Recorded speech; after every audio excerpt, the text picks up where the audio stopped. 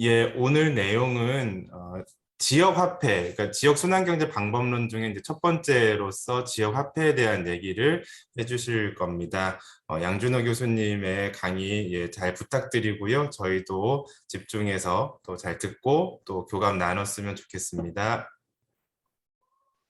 예, 교수님 부탁드립니다. 예, 여러분 반갑습니다. 소리 잘 들리세요? 예, 네네. 예, 저는 한 2시 45분부터 이렇게 원래 그 링크로 들어가려고 했는데 네네네. 뭐 이렇게 좀 뭔가 좀 혼선이 있었던 예, 모양입니다. 좀 기술적 문제가 있었던 것 같습니다. 예, 예, 예. 예, 아무튼 뭐 3시 정각에 또 들어올 수 있어서 다행이고요. 예, 예. 많이 초조했는데 어쨌든 예. 다행입니다. 그리고 여러분 반갑습니다. 어, 제가 지금 강의 이 자료를 좀 공유를 좀 해드릴게요. 한번 봐주시겠습니까? 공유 잘 됐으면 좀 사인을 좀 주시길 바랍니다. 네, 화면 네, 공유됐습니다. 네, 감사합니다. 지금 이제 슬라이드 쇼로 다 잘 보이시나요? 네, 잘 네, 보입니다. 예, 예. 자, 이제 오늘은 이제 지역 순환 경제를 구축하기 위한 하나의 어떤 방법론. 그러니까 지역 순환 경제의 한 축을 이루는 이 요소를 좀 말씀을 좀 드리겠는데요. 뭐 오늘은 특히 그 지역 순환 경제하면 가장 먼저 떠오르는 이제 요소가 지역 화폐일 것입니다. 지역의 소득을 지역 내 소비로 연결될 수 있게끔 해서 지역 안에 이제 돈이 돌고 또 돌 수 있게끔 하는 것이 바로 지역 화폐이죠. 그런데 정책적으로나 정치적으로 그리고 시민 실천적으로는 그다지 잘 알려져 있지 않지만 이 지역 화폐보다 더 엄청난 규모의 돈을 그 지역 안에서 돌고 또 돌고 돌게 할 수 있는 것이 바로 이 지역 재투자라고 하는 것입니다. 그래서 아까 우리 정우수 대표님께서는 지역 화폐만 말씀해 주셨는데 예, 오늘 우리 두 번째 강의 지역 순환 경제 구축을 위한 방법론에서는 이 지역 화폐와 지역 재투자 이게 영어로 이야기하면 커뮤니티 리인베스트먼트입니다. 이게 지역 안에 기업들이 지역 안에다가 투자하고 지역 안에서 창출된 어떤 여러 가지 부가가치가 지역 안의 어떤 그 여타 기업으로부터 원재료나 중간재를 조달하는 데 쓰이고 지역 안에 있는 인재들을 고용하는 데 쓰이게 하는 이게 바로 이제 지역 재투자라고 하는 개념인데요. 미국에서 나온 개념입니다. 그래서 오늘은 이 지역 화폐와 지역 재투자에 초점을 맞춰 가지고요. 지역 순환 경제 구축을 위한 방법론. 바꿔 말씀드리자면 지역 순환 경제를 구축하기 위해서 지역 사회가 담보해야 하는 하나의 어떤 요소를 좀 요소에 대해서 좀 설명을 좀 드리고자 합니다. 지난주 강의 그러니까 이제 지역 순환 경제란 무엇인가라고 하는 이제 도입 강의죠, 그죠? 그 강의에서 우리나라 지역 사회의 위기, 뭐 지역 경제 위기, 지역 공동체 위기, 지역 민주주의의 위기에 관해서 꽤 구체적으로 여러분들에게 제가 설명을 드렸던 것 같고요. 오늘 이 강의에서는 특히 이제 지역 경제 위기의 원인에 관해서 지난주 강의 내용을 바탕으로 해서 조금 핵심적인 부분만 제가 조금 짚어 보고 싶은데요. 그 우리나라의 이제 서울을 제외한 우리 전북 지역도 마찬가지고요. 우리 정아람 선생님 계시는 우리 부산도 마찬가지고 이상은 선생님 계시는 우리 인천도 마찬가지고요. 김영준 변호사 지금 함께하고 계시는데 지금 뭐 공주 대전 지역도 마찬가지고요. 서울을 제외한 우리나라의 그 지역 경제가 위기에 지금 이제 직면해 있는 원인은 여러 가지 이제 통계를 통해서도 우리는 확인할 수 있는데 바로 지역 경제를 떠받쳐야 할 동력들 그러니까 지역 안에서 계속 돌고 돌면서 지역 경제를 자극해야 할 동력들 뭐 예를 들어서 소득이죠. 시민 소득들 예를 들어서 뭐 전북에 있는 주민들이 쿠팡을 많이 사용한다. 그러면 예, 쿠팡을 통한 소비를 통해서 쿠팡을 통한 소비를 매개로 해서 전북 지역에 있는 시민들의 소득은 다 이제 서울로 빨려 나가고 있는 거죠. 그래서 지역 경제를 떠받쳐야 할 동력들, 그러니까 대표적으로 시민 소득들, 그 다음에 이제 기업의 어떤 그런 기업의 조달, 그 다음에 자금, 그러니까 은행 자금 말합니다. 그 다음에 우수한 인재들, 이런 어떤 이 동력들이 서울로 빠져나가고 있기 때문에 지역 경제가 힘든 거예요. 예. 예를 들어서 뭐 부산에 음, 동남권 신공항, 지난주 제가 잠깐 언급을 했었는데, 부산 인근에 이제 동남권 신공항을 만들겠다고 뭐 지금 집권당이 막 이른바 정치적으로 좀 많이 그 강조를 했었습니다. 그러면은 동남권 신공항이라고 하는 대규모 그 토목공사를 수주하는 기업들은 주로 이제 자본금 400억 이상의 독점 자본들이거든요. 대기업들이거든요. 그럼 대기업들이 거기서 엄청난 어떤 부를 창출함에도 불구하고 그 부는 다 어디로 갑니까? 그 동남권에다가 저 흘리겠어요? 본사로 서울에 있는 이른바 이제 그 본사로 다 이제 흘려 보낸다는 거죠. 막 그런 맥락을 고려할 때 우리나라의 어떤 지역 경제 위기의 원인은 이와 같이 지역 경제를 떠받쳐야 할 동력들이 지역 밖으로 빠져나가는 데 있다. 이렇게 봐도 무관할 것 같습니다. 특히 이게 영어로 이야기하면 와스백 이펙트라고 하는 건데 이게 역류 효과라고 하는 거예요.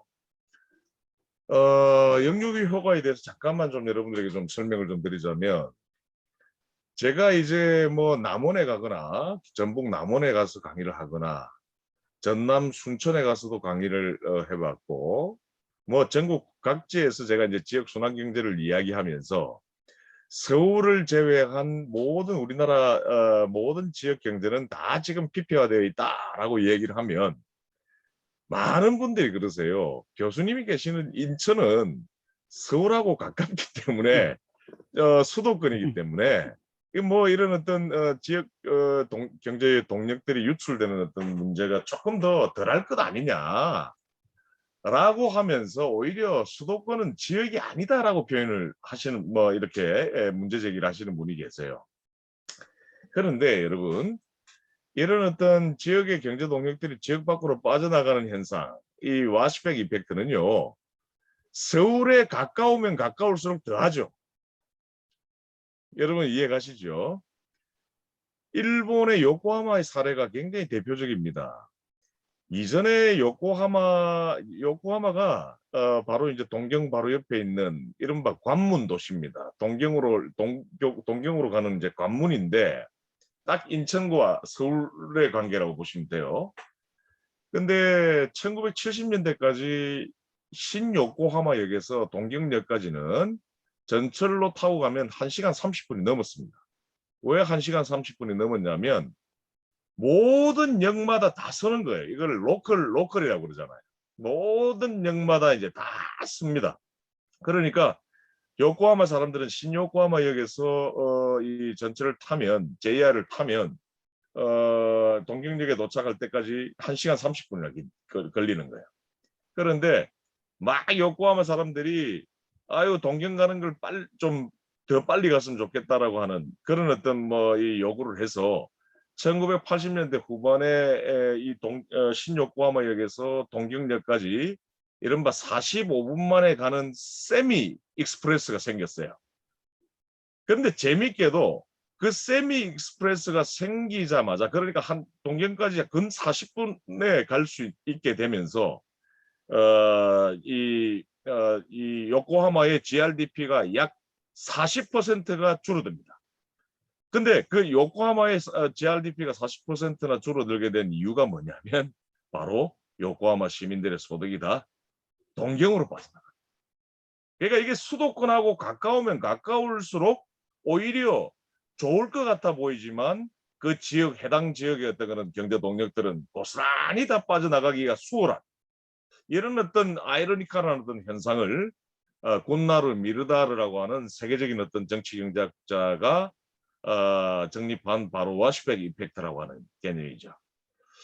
자, 수도권 지역도 그러할진데 다른 지역은 오죽하겠습니까? 또 반대로 다른 지역이 이런 어떤 원인으로 인해서 경제 위기에 빠져 있는데 사실은 수도권 지역은 보다 더 이 경제 위기가 더욱더 심각하다는 사실을 여러분 조금 인지하셔야 될 필요가 있습니다.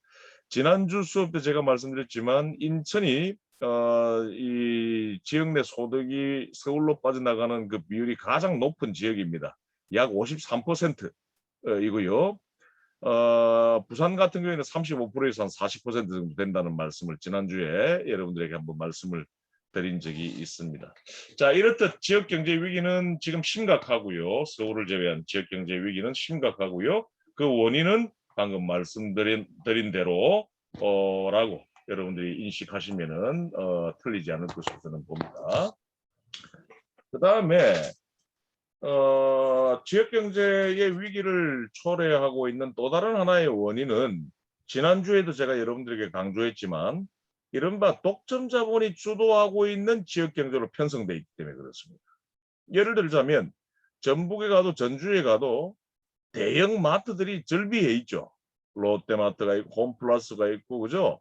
뭐 이마트가 있고 롯데백화점이 있고 현대백화점이 있고 뭐 신세계백화점이 있고 부산에 가면 뭐 코스트코까지 지금 들어와서 이른바 독점 자본 또는 글로벌 다국적 기업들이 지역 경제를 주로 주도합니다. 유통뿐만 아니라 생산도 마찬가지고요. 금융시장은 말할 필요도 없죠. 여러분들 뭐 전북에 있는 어떤 뭐 신협이 주도합니까? 지역의 금융시장을? 그렇지 않죠. 우리은행이라든지 뭐 NH농협은행이라든지 하나은행 같은 이른바 대기업입니다. 그죠? 대형 상업 금융기관들이 장악을 하죠. 그래서 이와 같은 독점 자본의 주도에 지역 경제가 완전히 수동적으로 편입되어 있다는 겁니다. 그렇기 때문에 앞서도 잠깐 말씀드렸듯이 대기업들이 이 지역 경제를 주도하다 보니까 대기업들이 그 지역에서 상전 대우를 받아서 벌어들이는 수익은 바로 그 대기업의 본사가 있는 서울로 다 이전하게 돼 있다는 거죠. 그렇기 때문에 지역 경제를 자극할 수 있는 동력들은 쭉쭉 빠져나가고 만다는 것입니다. 자, 이 부분도 지난주 수업을 들으셨던 분들은 이 슬라이드를 잘 쉽게 이해를 하시려고 저는 봐지고요. 뭐 또 상식적으로도 여러분들 다 주지의 사항이다 이렇게 볼 수가 있겠습니다. 그 다음에 우리나라의 이제 지역 경제 위기의 또 다른 하나의 원인은요. 다른 나라의 지역 경제에 비해서 이 지역 경제 내부의 산업 연관이 굉장히 취약합니다. 일본 같은 경우에는 제가 연구를 위해서 이제 검색 조사를 해보고 출장을 가서 이제 필드 스터디를 해보면요. 우리나라의 뭐 전북도도 아니에요. 그러니까 전북도 산하의 전주시와 같은 기초자치단체 차원에서 지역 산업연관표를 만듭니다. 예. 우리나라는 지역 산업연관표는 어디서 만들죠? 유일한 거 한국은행 전북본부, 한국은행 부산본부, 한국은행 인천본부 같은 이런 한국은행이 만들어요. 일국 차원의 어떤 그런 이 경제기관이 만들어냅니다. 해서 굉장히 러프할 수밖에 없고 그 다음에 기초자치단체의 산업연관과 관련된 통계는 전혀 다루질 않습니다. 그러니까 광역자치단체 정도의 차원에서 그 산업연관을 이제 통계화하고 게다가 한 6년에서 한 7년 사이를 간격으로 해서 지역산업연관표를 만들어내는데요. 일본에 갔더니 기초자치단체 심지어는 우리로 이야기하면 군 정도의 수준, 군 정도의 기초자치단체조차 독자적인 지역산업연관표를 만들어내요. 그러니까 그 군의 또는 시의 이 행정력이 엄청난 행정력이 지역의 산업연관을 실정적으로 통계적으로 파악하는 데 투입되어 있다는 이게 저는 굉장히 크다고 봅니다. 그래서 우리나라는 이제 그런 어떤 이제 뭐 통계적 차원도 있는데요. 그러니까 통계가 기초자치단체나 광역자치단체에 그 지역의 산업연관에 관한 통계가 부족하니 당연히 관련된 정책도 따라오지를 못하는 거죠. 그래서 지역 기업들 간의 산업연관 관계가 굉장히 우리나라의 지역 경제에서는 취약하게 나타나고 있습니다. 이거 아닙니까? 지난주에 제가 예를 하나 들었어요. 전주에 뭐 볼펜 공장이 있습니다. 근데 볼펜 공장 볼펜의 생산 라인에서 가장 중요한 뭐 원자재는 외부 원자재는 뭘까요? 뭐 볼펜용 심 같은 거 있잖아요. 볼펜용 스프링 같은 거. 그러니까 볼펜 공장이 절대 스프링을 자기 완결적으로 일관 생산하지 않습니다. 주로 스프링만을 만드는 업체로부터 주로 이제 발주해서 조달을 해 오는데요. 재밌는 것은 인천 남동공단의 볼펜 공장도 저기 경기도 평택이나 충북 제천에 있는 스프링 공장으로부터 조달을 해온다는 거죠. 그러니까 지역 안에 볼펜용 스프링을 만드는 여타 업체가 있음에도 불구하고 그와 관련된 정보를 모르고 이른바 이 산업연관 자체가 구축이 되지를 않는다는 거예요. 그러니까 우리나라 지역 경제 위기를 초래하는 아주 중요한 또 다른 하나의 원인은 바로 지역 안에 어떤 자기 완결적인 산업연관이 구축되어 있지 않기 때문이다. 이렇게 말씀을 드릴 수가 있겠습니다. 그 다음에요. 이거는 뭐 코로나 국면화에서 더욱 심각해지고 있는 문제인데 우리나라 지역 경제가 늘 위기에 직면해 있었던 것은 바로 그 지역의 골목 상권, 그 지역의 골목 경제가 활성화되지 않았던 것에 아주 그 원인이 있습니다. 그러니까 예를 들어서 소상공인들의 기반은 붕괴되고 있는데 이걸 제대로 해결해내지 못하고 있는 거예요.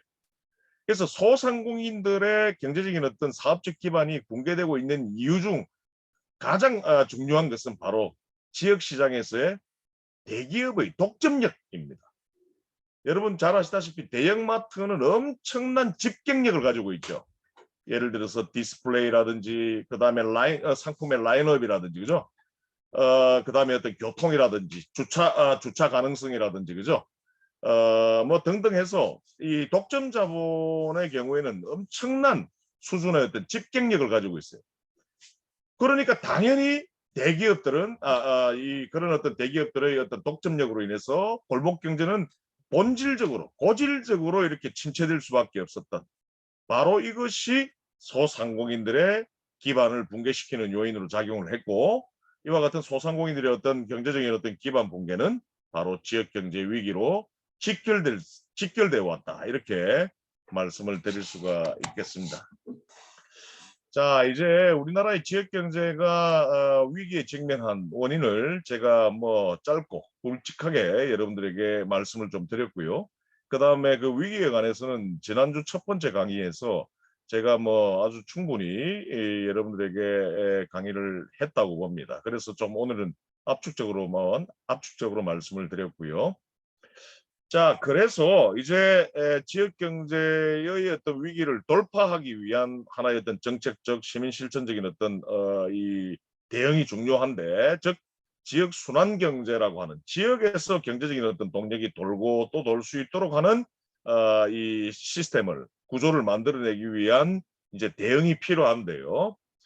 그 대응의 가장 첫 번째가 바로 저는 지역화폐다 이렇게 말씀드릴 수가 있겠습니다. 지역화폐에 대한 이해도는 상당히 여러분들 높으실 거예요. 지역사랑 상품권이 이제 지금 유행을 하고 있고 그다음에 이제 큰 성과를 지금 내고 있기 때문입니다. 뭐 전북에서는요, 군산 지역사랑 상품권 같은 경우는 아주 대표적인 이 뭐 발행량의 측면에서도 대표적인 지역화폐이거니와 고용 효과라든지 지역 내 세수성대 효과 같은 것들을 끌어올린 아주 뭐 모범 사례 중 하나인데요. 바로 지역화폐를 통해서 아까 설명했던 어떤 원인들에 의해서 초래된 어떤 지역경제 위기를 돌파해야 된다. 첫 번째 주장입니다. 그러니까 이 지역화폐를 왜 제도화해야 하고 지역화폐를 왜 더 활성화해야 하며 지역화폐를 왜 더 이른바 이 시민 실천적으로 관심을 가져야 되느냐에 관해서 좀 말씀을 드리겠습니다.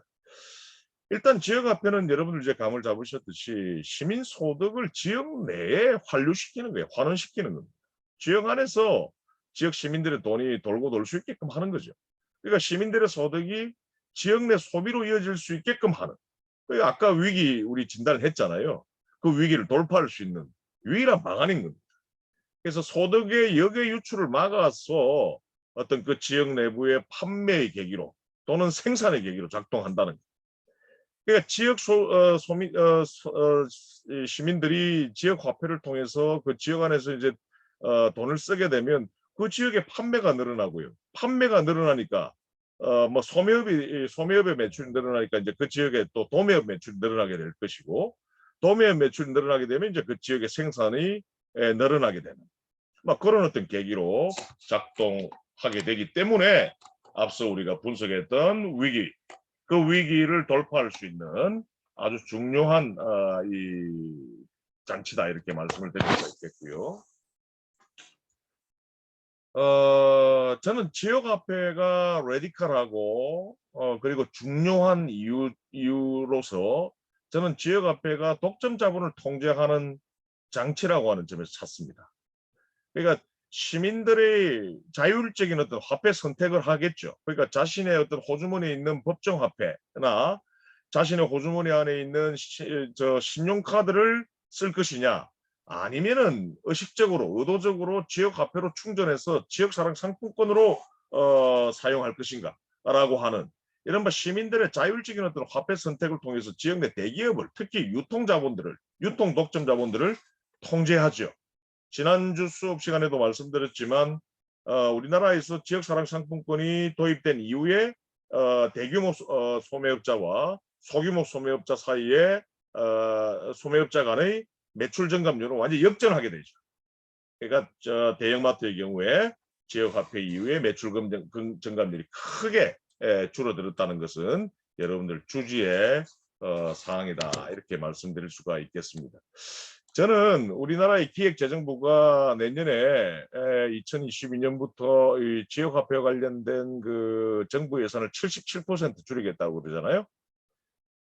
죄송합니다. 77%밖에 이제 주지 않는다라고 얘기를 하고 있습니다. 이른바 이제 27%를 줄이겠다는 것인데 저는 우리나라의 그 홍남기 기획재정부가 이 지역사랑 상품권과 관련된 정부 예산을 크게 대폭 삭감한 것은 바로 저는 이 이유 때문이라고 봅니다.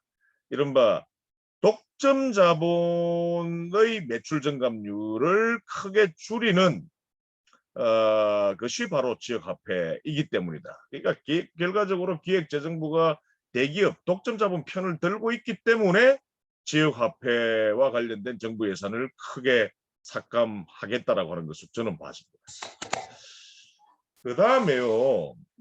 제가 2019년부터 올해 이르기까지 약 6곳의 도시의 이 지역화폐의 성과에 관해서 이제 실정 분석을 제가 해왔는데 이 지역화폐가 저는 상당한 이 정책이라고 정말 대단한 정책이라고 하는 점이 바로 이 세수정대 효과 때문이라고 저는 보고 있습니다. 이게 여러분들 한 지역에 예를 들어서 전주시에 예를 들어서 지방세를 늘리기 위해서 여러 가지 이제 정책적인 어떤 대응들을 해왔을 거예요. 뭐 우리 이상훈 위원장님 지방세 전문가시지만 그런데 지금까지 취해왔던 여타 어느 정책보다도 이 지역화폐의 세수정대 효과가 크다는 겁니다. 월등하게 크다는 거예요. 압도적으로. 그러니까 이게 무슨 말씀인고 하면 지역화폐로 인해서 지역의 어떤 소상공인들의 경제가 살아나고 바꿔 말해서 소상공인들의 매출이 늘어나서 소상공인들의 매출이 늘어나면 여러분 어떤 세금이 잡히게 되죠? 국세로 들어가는 부가가치세가 늘어난다는 말이고요. 그 다음에 소득세라고 하는 거는 여러분 잘 아시다시피 국세로 들어가고 그다음 10%가 지방세로 편성이 되죠, 그죠? 그러니까 근로자의 소득세가 아니라 소상공인들이 내는 소득세가 늘어나니 당연히 지방세가 늘어납니다. 그래서 인천시 같은 경우에는 인천이음이라고 하는 이 지역사랑상품권을 지역화폐를 도입하고 난 뒤에 인천에 거쳐진 인천으로 징수된 이른바 소득세의 지방세분이죠. 지방으로의 환원분이죠. 약 35%가 늘어납니다.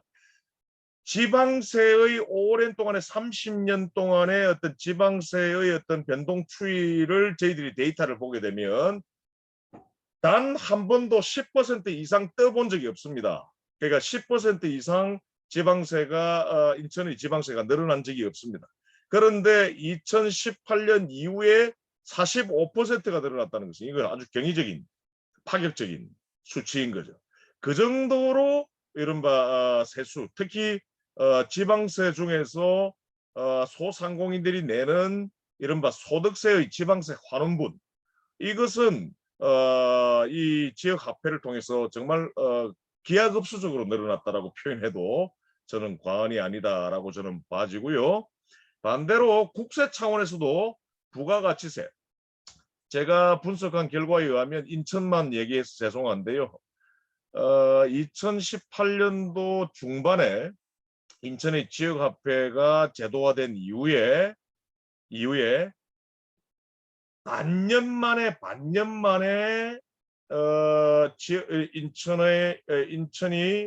인천의 상공인들이 인천의 사업체들이 국세로 납부한 이 부가가치세는 780억 원이 늘어났습니다. 그 역시 이 각 지역에서 징수되는 어떤 부가가치세의 어떤 그런 변화의 시계를 추이를 볼 때 경이적이고 파격적인 이 수치일 수밖에 없다는 거죠. 그런 면에서 저는 지역화폐가 국세를 늘리는데도 크게 도움이 된다. 자, 그러면 국세를 관장하는 기획재정부는 이와 같은 지역화폐를 통해서 국세가 늘어나고 있다라고 하는 점은 사실임에도 불구하고 이를 의식적으로 부정하고 오로지 이른바 정부 예산 전체에 비용이 늘어난다라고 하는 명분으로 지역화폐와 관련된 예산을 크게 줄이겠다라고 하는 거죠. 그런 의미에서 우리는 실정적으로 지역화폐가 우리나라 각 지역을 통한 어떤 세수정대에 크게 기여하고 있음을 여러분들이 분명히 알아차리셔야 할 필요가 있다는 얘기를 드리겠습니다. 이 역시 당연히 이 메커니즘은 지역화폐를 통해서 세수가 정대되는 이 메커니즘은 당연히 지역경제를 살리는 원동력으로 작동할 수밖에 없겠죠. 그 다음에 제가 지금까지 6곳의 도시의 지역화폐의 또 성과를 분석해 본 결과 한결같이 그 6곳 한결같이 그 지역민들의 한기 소비 성량이 크게 늘어납니다. 그러니까 지역 시민들의 소비 성량을 이제 늘려서 이른바 지역 거시경제를 활성화시키는 거죠. 앞서 말씀드린 대로 지역 내 소비가 늘어나니 당연히 지역 내 판매가 늘고 생산이 늘게 되는. 그러니까 인천 서구가 서로이음이라고 하는 지역 사랑 상품권으로 굉장히 좀 유명한데요. 인천 서구 같은 경우에는 제가 1,400명을 대상으로 해서 설문조사를 해봤는데 지역화폐를 쓰기 전에 각 가게의 어떤 소비 성량은 자신의 어떤 소득이 그 가게의 소득이 한 10이라고 할 때 10 중에서 한 6 정도를 소비에 투입을 한다고 체감을 했답니다. 그게 한 60% 정도. 그런데 지역화폐를 쓰고 난 뒤에는 오히려 캐시백 등의 어떤 조치를 통해서 실질 소득이 늘어나니 한 10이라고 하는 어떤 소득 수준이라고 한다면 소득 수준이 10이라고 한다면 대체적으로 소비는 한 8 정도 한다라고 하는 응답률이 약 90%가 넘습니다. 그래서 이런 어떤 지역민의 어떤 한계 소비 성량을 크게 늘리면서 지역 거시경제를 활성화하는 데 크게 기여하고 있는 것이 바로 지역화폐다. 앞서 우리가 지역 경제 위기의 원인에 대해서 지적한 바 있는 뭐 여러 가지 어떤 그 침체된 어떤 국면들을 돌파할 수 있게 해주는 것이 바로 지역화폐임을 우리는 이 데이터를 통해서도 확인할 수가 있습니다. 작년에 보니까 기획재정부 산하에 있는 기획재정부 그러한 어떤 기획재정부 산하에 있는 조세재정연구원이 지역화폐 무용론을 주장하고 나섰어요. 그 지역화폐 무용론에 관한 보고서 여러분 보신 분들은 잘 아시겠지만 그거는 제가 볼 때는 좀 속된 말로 찌라시 보고서일 수밖에 없는 것이 2018년까지의 데이터를 가지고 지역화폐의 무용론을 얘기합니다. 그건 말이 안 되는 거죠. 지역화폐가 본격적으로 인스톨링 된 것은 2018년 이후인데 그죠? 그래서 주로 그들이 통계로 잡아냈던 지역화폐는 이전에 뭐 대전 등지에서 있었던 레츠 지역화폐라든지 그죠? 이른바 이제 공동체 활성화형 지역화폐인데 당연히 경제의 어떤 그런 파급 효과는 적을 수밖에 없었던 것이고 이른바 국가 예산을 투입한 지역화폐는 바로 2018년 이후에 본격적으로 인스톨된 그런 어떤 지역사랑 상품권인데 어처구니없게도 기획재정부의 하수인인 이 조세재정연구원은 2018년까지의 데이터를 가지고 지역화폐가 무용하다, 필요 없다라고 하는 주장을 도발적인 주장을 내놓았는데 그 보고서를 보면 지역화폐와 고용과는 지역의 어떤 그런 고용정대와는 아무런 상관이 없다는 얘기를 해요. 아무런 상관이 없다는 얘기를 합니다.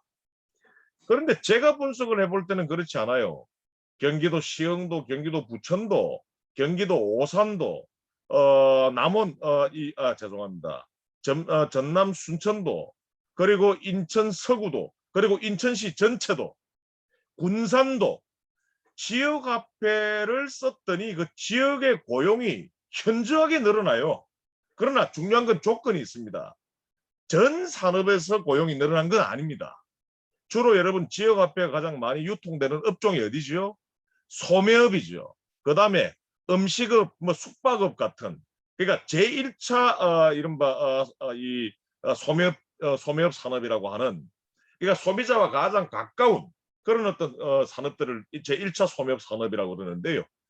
지역화폐가 많이 유통되는 업종을 중심으로 해서 고용정대율은 크게 늘어납니다. 인천 같은 경우에는 7.8% 정도 늘어나게 되고요.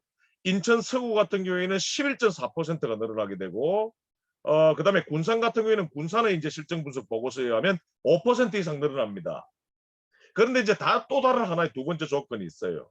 이건 주로 약간의 불안정 고용이긴 합니다. 그러니까 우리가 얘기하는 뭐 대기업 취업 또는 어떤 뭐 중견기업에 취업하는 그런 어떤 뭐 고용 조건적인 측면에서의 아주 좋은 어떤 조건의 어떤 근로라고 일자리라고 할 수는 없습니다. 그러니까 계약직 또는 조금 언제든지 또 해고가 될 수 있는 식당의 종업원들, 소매업체들의 어떤 이 종업원들, 뭐 그런 어떤 수준의 고용이지만 크게 늘어났습니다. 여러분 여기서 하나만 여러분들에게 요청드리고자 하는 문제가 하나 있습니다. 어떤 걸까요? 바로 지역에서 지자체가 취하는 정책들 중에 불안정 고용이라도 늘리는데 크게 정대한 정책이 어떤 정책이 있었는지 저는 여러분들에게 한번 여쭙고자 합니다. 그 어떤 정책들조차 불안정 고용을 크게 늘리지는 못했다. 바로 저는 이런 측면에서 지역화폐의 고용 창출 효과는 저는 굉장히 크다 봅니다. 그러나 지역화폐가 쓰이는 주로 유통되는 어떤 업종 자체의 성격을 고려할 때 고용이 뭔가 어떤 장기 고용을 이제 담보하는 그리고 고연봉을 고수익을 담보하는 업종이 아니다 보니까 불안정한 고용이긴 하지만 이른바 지역화폐 정감률의 고용정대율이 굉장히 탄력적으로 움직였다라고 하는 것은 실정적으로 확인되는 명백한 팩트임을 여러분들 여기서 저는 오늘 강조를 드리고요.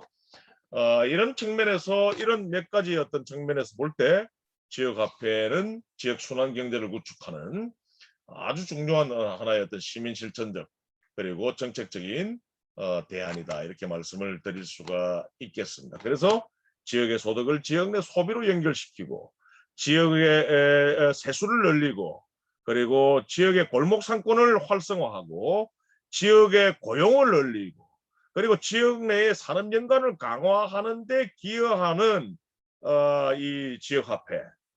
따라서 지역화폐는 저는 지역순환경제의 출발점이다. 이렇게 말씀을 드릴 수가 있겠습니다. 그러나 여러분 제가 오늘 지역화폐의 의의와 그 기능에 대해서 굉장히 여러분들에게 강조하며 설명을 좀 드렸습니다. 그러나 지금 우리나라 행정안전부와 각 지자체가 공동으로 펼치고 있는 이 지역사랑상품권 정책, 그러니까 우리 한국형 지역화폐 정책에는 몇 가지의 서운한 점들이 있습니다. 아쉬운 점들이 있습니다. 몇 가지 과제가 있다는 거죠. 어떤 과제냐? 가장 첫 번째, 가장 중요한 우리나라 지역화폐에 탑재되어 있지 않은 가장 중요한 저는 원인이 우리나라 지역사랑상품권은 순환성이 담보되어 있지 않아요.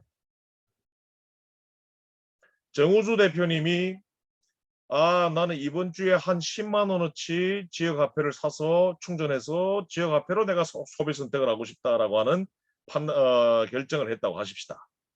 그러면 정 대표님이 10만 원을 본인의 계좌에서 지역화폐 어카운트로 계좌로 충전을 하시겠죠. 그러면 지역화폐를 그러면 카드를 들고 정 대표님이 우리 골목 상권에 가서 결제를 하십니다. 그죠? 우리나라 지역화폐는 정우주 대표님이 지역의 전주의 골목 상권에 가셔서 한번 1회 결제하자마자 그 지역화폐는 청산되어 버리죠. 이게 무슨 말씀인고 하면 정 대표님이 지역화폐를 충전했을 때부터 정 대표님이 골목 상권에서 상품을 구매하는 데까지 지역화폐의 모습을 하고 있지 팔리자마자 바로 법정화폐로 전환된다는 겁니다. 예, 이게 바로 저는 1회 결제 청산 문제라고 저는 제가 이제 명명을 해왔는데요. 지역화폐를 활성화하고 지역화폐의 성과를 극대화해내기 위해서는 지역화폐의 발행량을 늘리고 지역화폐의 유통 속도를 높이는 것은 말할 필요도 없고요. 가장 중요한 것이 지역화폐의 1회 결제 청산 문제를 해소해야 됩니다. 그러니까 지역화폐가 한번 발행이 되면 지역화폐가 2차 유통, 3차 유통, 4차 유통이 이루어져야 된다. 지역화폐의 이른바 복수 유통이 가능해질 수 있을 때 지역화폐 효과는 커질 수밖에 없는 거죠. 네, 그러니까 지역화폐의 플랫폼 기업 중 한 곳이 이제 우리나라의 대표적인 기업이죠. 코라이 같은 경우에는 이거 기술적으로 충분히 가능하다라고 이야기를 합니다. 그러니까 아직까지 우리나라의 어떤 정책 당국은 행정자치부를 비롯해서 행안부를 비롯해서 우리나라의 각 지자체의 지역화폐 당국은 지역화폐는 오로지 지역사랑 상품권으로만 생각을 하고 있는 거예요. 1회 결제하고 나서 완전 청산되어 버려 없어지는 것으로만 인식을 하고 있지. 이와 같이 지역화폐의 재유통을 담보하는 그와 같은 어떤 문제, 정책적인 문제의식까지는 달하지 못했다는 말씀을 드리겠고요. 유럽의 지역화폐는 바로 이와 같은 지역화폐가 갖는 재유통, 순환성을 강화하는 데 시민실천과 정책의 초점이 맞춰져 있다는 말씀을 저는 드립니다. 이렇게 될 때 지역화폐의 지역순환경제 구축의 기여도를 더욱더 높여낼 수 있다는 것이죠. 또 이와 같은 유통이 가능해질 때 지역화폐는 진정한 대안화폐가 될 수 있다는 것입니다. 상품권을 넘어서야 될 필요가 있다는 거죠. 교수님 질문이 있는데요. 네, 예. 그럼 방금 말씀하신 재유통을 위해서는 제가 사용한 지역 화폐가 결제했을 때 저한테 판매한 사람의 지역 화폐 계좌로 그게 들어가는 그 시스템이 돼야 되는 건가요? 정 대표님이 지역의 골목 상권에 가서 이 물건을 삽니다. 그죠? 그러면은 물건을 사서 결제를 하고 나면 그것이 나중에 이제 이 저 사업자에게는 법정 화폐로 가잖아요. 그죠? 네네네네. 예, 충당되어지잖아요. 네. 그런데 그 사업자도 월에 일정 수준을 정 대표님으로부터 받은 지역 화폐로 예를 들어서 물건을 떼온다든지 이 소득을 이 지역 이 개인적인 어떤 그런 소비를 할 수 있게끔 해야 된다는 거죠. 네네. 그러니까 그들은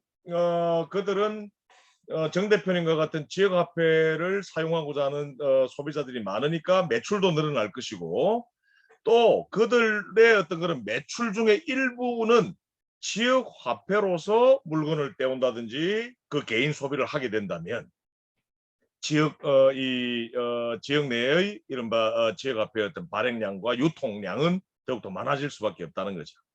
네. 답이 되셨습니까? 예, 알겠습니다. 예. 그다음에 이제 우리나라의 이제 지역화폐 정책이 가지고 있는 또 다른 하나의 어떤 아쉬운 점은 우리나라 지역화폐는 유일하게 국가 주도형, 이른바 지자체 주도형입니다. 전 세계의 제 연구는 한 7개 정도의 유형을 전 세계에서 찾고 있는데요. 우리나라의 지역화폐는 국가 및 지자체 주도형입니다. 그러니까 시민사회가 지역화폐 정책에 관여할 수 있는 여지가 굉장히 적습니다. 그래서 저는 이 코프로덕션이 바로 지난번 수업에서 잠깐 스치고 지나가던 말씀을 드렸는데 지역화폐와 관련된 정책을 프로덕션 할 때 지자체와 관과 시민사회가 함께 공동으로 이 관련 정책을 생산해내야 된다는 말씀. 그런 어떤 뉘앙스로 이걸 이제 유럽에서는 코프로덕션이라고 표현을 하더라고요. 그래서 저는 우리나라의 지역화폐가 지나치게 관주도입니다. 지자체가 주도합니다. 그러니까 뭐 예를 들어서 제가 있는 인천 같은 경우에는 인천 지역화폐 발행위원회라고 하는 것이 있어요. 근데 그 발행위원회의 위원들을 다 누가 정하냐면 인천시가 다 정합니다. 근데 제가 그 위원회에 한번 가보고 제가 이제 그 이후로 사퇴를 했는데 한번 가봤더니 주로 인천시로부터 뭔가 이렇게 그러니까 자원을 좀 이렇게 얻어야 하는 사람들, 인천시로부터 보조금을 좀 얻어야 하는 어떤 조직들, 뭐 예를 들어서 인천 상공회의소, 인천 소상공인연합회, 뭐 또는 뭐 인천의 뭐 이런 사회적 기업 협의회, 뭐 등등 그 인천시 지역화폐 정책을 관할하는 부서에 목이 매여 있는 그런 어떤 이 시민들을 이른바 시민 대표성을 가진 인물들이라고 얘기하면서 위원으로 끌어들이고 있어요. 당연히 시가 하자는 대로 할 수밖에 없는, 좀 과격하게 말씀드리자면 허수아비들로 위원회를 만들어 놓고 있습니다. 이거는 시민 주도가 아니죠. 코프로덕션이 아니죠. 그죠? 예. 이거는 뭐 그야말로 지자체 독점의 지역화폐 정책이라고 볼 수가 있겠는데요. 바로 지역화폐의 아주 중요한 본질은 바로 시티즌 커런시입니다. 지역 시민화폐입니다. 이게 무슨 뜻이냐면 시민을 위한 시민에 의해서 지역화폐가 기획되고 지역화폐가 운영되고 그 어떤 모든 어떤 정책적인 어떤 성과는 시민에게 귀결될 수 있게끔 하는 이런 어떤 화폐가 바로 지역화폐인데 결과적으로 시민화폐로서의 어떤 그런 성격을 지금까지 우리나라의 지역사랑 상품권 정책에는 합체해내지 못하고 있고요. 그런데 왜 시민화폐여야 하느냐라고 하는 것은 지역민주주의, 시민민주주의 측면뿐만 아니고요. 이렇게 시민을 위한 시민에 의한 지역화폐일 때 시민들은 이것은 나의 돈이다, 우리의 돈이다라고 하는 인식이 더욱더 강화돼요. 우리의 돈이다라고 하는 인식이 강화될 때 지역화폐의 발행량은, 지역화폐의 사용량은, 그리고 지역화폐의 유통 속도는 더욱더 커지게 되고 빨라지게 된다는 것입니다. 지역화폐와 관련해서 저는 코프로덕션의 과제가 해결되고 코프로덕션에 더욱더 강화될 때 지역화폐의 지역 순환경제적인 효과도 더욱더 커질 수 있다는 말씀을 드리겠습니다. 그 다음에 우리나라의 지역화폐의 과제 중에서 또 다른 하나의 어떤 뭐 아쉬운 점은요. 우리나라의 지역화폐, 지역사랑상품권은 여러분 잘 아시다시피 P2B 아닙니까? 그러니까 정우주 대표님과 그 지역의 골목상권의 판매자 간의 교환을 매개하는 거죠. 그죠? 그런데 이걸 B2B로 가야 된다. 즉, 전주에 있는 어떤 A 기업과 전주에 있는 B 기업 사이의 원재료나 중간재 조달 또는 납품 거래에 있어서도 이 지역화폐가 활용돼야 된다. 이게 저는 굉장히 중요하다고 봅니다. 이건 뭐 P2B보다 B2B는 엄청난 규모의 수치를 보이고 있는 것은 뭐 여러분 상식적일 거고요. 그래서 지역의 산업 간 연관, 그러니까 지역 내의 기업들 간의 교환도 지역화폐로 매개될 때 앞서 제가 모두의 오늘 지역 경제의 어떤 위기에 관해서 논했던 것처럼 지역 기업들 간의 어떤 산업 연관도 강화될 수 있다는 것입니다. 지역화폐로 인해서 지역 기업의 조달력이 역내에 환류될 수 있게 된다라고 하는 거죠. 저는 바로 이 지역화폐의 과제가 해결될 때 지역화폐의 지역 순환경제적인 효과는 극대화될 수 있다는 거 여러분들이 말씀을 드릴 수가 있겠습니다. 그러니까 스위스의 비어라고 하는 WIR이라고 하는 지역화폐 같은 경우는 기업 간 거래만을 위한, 기업 간 거래를 매개하기 위한 지역화폐로 통용되고 있고요. 그 다음에 뭐 지금은 조금 시들었어요. 뭐 정치적인 이유로 조금 시들었지만 영국의 브리스톨 파운드 같은 경우도 뭐 유럽에서 유명한 지역화폐였는데 브리스톨 파운드도 P2B뿐만 아니라 이제 B2B 이 거래를 매개하고 있고 독일의 킴가우어 같은 경우에도 B2B 거래를 매개하는 아주 중요한 뭐 대표적인 그런 어떤 사례로 손꼽히고 있습니다. 그러니까 이거죠. 기업이 물건을 납품해주고 그 납품에 대한 어떤 그런 매출 대가를 지역화폐로 받는 거예요. 그죠? 그 다음에 또 받은 그 지역화폐를 자신들의 어떤 생산에 지역화폐를 투입하는 거예요. 뭐 인건비를 지급하는데 지역화폐를 투입한다든지 자신의 생산에 필요한 어떤 여러 가지 이제 뭐 생산 수단을 손에 넣기 위해서 지역화폐로 구매하는 그런 어떤 순환이 가능해진다면 뭐 경제적인 파급은 말할 필요도 없이 극대화될 수 있다는 거죠. 그리고 그런 어떤 지역화폐를 쓰는 기업들에게는 이른바 지방세 감면이라든지 하는 행정적 지원을 지방자치단체가 해줘야 되겠지요. 네. 그 다음에 이제 지역화폐의 과제와 관련해서 제가 마지막으로 좀 여러분들과 함께 고민하고자 하는 것은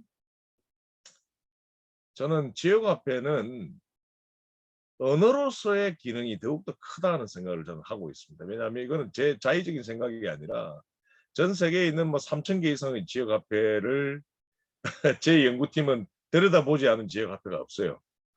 모든 전 세계 지역화폐를 다 저희들이 이제 연구를 조사를 다 해왔는데 지역화폐의 어떤 이 지속 가능성, 지역화폐의 어떤 생명력을 볼 때 경제 활성화형 지역화폐보다도 그러니까 지자체가 주도하고 국가 예산이 투입되고 지자체 예산이 투입되는 그런 어떤 지역화폐보다도 지역사랑 상품권형 지역화폐보다도 규모는 적지만 그리고 소박하지만 이른바 언어로서의 기능에 초점을 맞추는 언어로서의 어떤 기능에 더욱더 이 강조하는 그런 지역화폐가 지속 가능성, 그러니까 시계열적 지속 가능성과 생명력이 더욱더 강하게 나타나더라. 이는 국가 예산이 줄어들어도 없어져도 국가 예산 투입이 완전히 없어진다 하더라도 가능한 지속 가능한 지역화폐이기 때문에. 자, 그렇다면 지역화폐가 갖는 언어로서의 기능이 어떤 거냐? 이게 무슨 말씀인가 하면 지역 내 여러 공동체 멤버들 간에서 소통되는 화폐, 이런 화폐를 지역 공동체가 만들 수 있는 거예요. 기본소득 전북 네트워크가 지금 이 강의를 주관하고 있습니다. 기본소득 전북 네트워크에 소속되어 있는 멤버들 간에서만 통용되는 화폐를 만들어낼 수 있는 겁니다. 그래서 정우주 대표님이 수학을 아주 잘하세요. 그런데 그 멤버들 중에서 수학 과외를 좀 하고 싶다. 자녀에게 수학을 좀 가르치고 싶은 이른바 이 수요를 가지고 있는 필요를 가지고 있는 멤버가 있다. 근데 정우주 대표님도 뭔가 좀 아주 낮은 이 사례로 이른바 이 재능 기부 반 아르바이트 반 뭐 해서 내가 가지고 있는 수학 재능을 공유하고 싶다라는 어떤 정 대표님만의 어떤 수요가 있는 거예요. 그러면은 그 지역 안에 이 기본소득 전북 네트워크 멤버들끼리 촘촘한 대화를 통해서 서로의 필요를 살펴나가고 확인해낼 수가 있는 거죠. 그래서 정 대표님과 정 대표님의 어떤 수학 능력과 정 대표님의 수학 능력을 필요로 하는 멤버들 간의 이른바 서비스의 교환이 이루어질 수 있게 되는 것인데, 그것을 매개하는 것이 바로 지역화폐인 것입니다. 이게 가장 대표적인 것이 바로 뭐 로컬 익스체인지 트레이딩 시스템이라든지 레츠라든지 타임뱅크가 이제 가장 대표적인 케이스이죠. 제가 그 미국 펜실베니아 대학에서 1년 동안 제가 방문 교수로 안식년을 갔다 온 적이 있습니다. 그때 저를 초청해 줬던 앤드류 라마스 교수라는 양반이 계시는데, 그분도 대표적인 이제 협동조합 연구자인데 이 교수의 딸이 제가 일본에 체제하고 있을 때 결혼을 하셨어요. 근데 영광스럽게도 그 따님의 결혼식에 저를 초대를 하시는 거예요. 미국 사람들 결혼은 이런 식으로 한다. 미국 사람들의 이제 결혼 문화를 양 교수도 한번 오셔서 한번 보십시오. 그러시는 거예요. 그래서 제가 죄송합니다. 필라델피아 시의 한복판의 다운타운에 있는 미국의 독립기념관 1층에 있는 웨딩홀에 갔었어요. 갔더니 엄청나요. 뭐 그냥 막 이 성대한 결혼식이었습니다. 뭐 그냥 뭐 음식도 완전 그냥 프렌치 풀 코스였고요. 정말 그냥 좀 속된 말로 럭셔리했습니다. 결혼식이. 그래서 제가 결혼식을 끝내고 그 교수님과 와인을 한잔하면서 물어봤어요. 그 결혼식 비용이 얼마 듭니까? 저도 딸을 둔 애비다 보니까 궁금한 거예요. 미국에서는 저 정도 성대하게 결혼식을 치르면 어느 정도 들었습니까? 라고 물었더니 당시에 우리나라 돈으로 한 5천만 원 정도 들었다는 거예요. 5천만 원. 그러니까 이제 한 5만 불 정도, 한 5만 불 이상 들었다는 말인데, 그런데 그 교수의 그 다음 말이 재미가 있었어요. 현금으로 들어간 것이 하나도 없다는 거예요. 신용카드와 현금이 투입된 건 하나도 없다는 게 5만 불이. 그럼 뭡니까? 했더니 어떤 돈으로 썼습니까? 라고 물었더니 그 교수님의 딸이 대학교 1학년 때부터 나이 결혼하기 직전까지 30살까지 약 10년간 그 지역 공동체에서 서비스했던 것들, 그것이 환산된 이른바 금액으로 타임뱅크로 축적이 되어 있었던 거예요. 어떤 서비스를 했냐면 필라델피아에는 뭐 미국의 여러 대도시가 다 그러하겠지만 스페니시 같은 이른바 마이너리티들이 많습니다. 마이너리티, 민족적 마이너리티들이 많죠.